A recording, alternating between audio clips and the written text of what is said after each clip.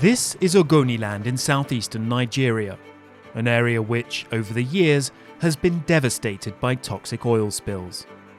Fishermen and farmers complain that the spills have ruined their health, the local environment, as well as their livelihoods. They say international oil companies are to blame. The European Parliament wants new rules to make sure that tragedies like this don't happen in the future. That means that workers will be better protected, and if not, that victims will have better access to remedy and better access to justice. And companies can be held liable if they don't respect human rights. The new rules would not only apply to companies based in the EU, but any company seeking to trade in the EU's internal market.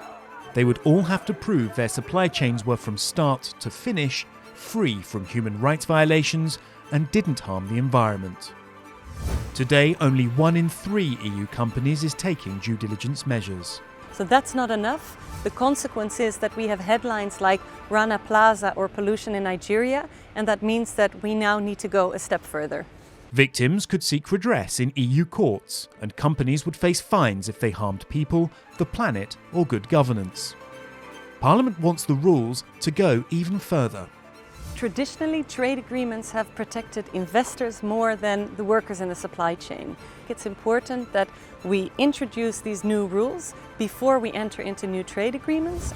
The legislation should also allow the EU to ban any imports linked to human rights violations like forced or child labour.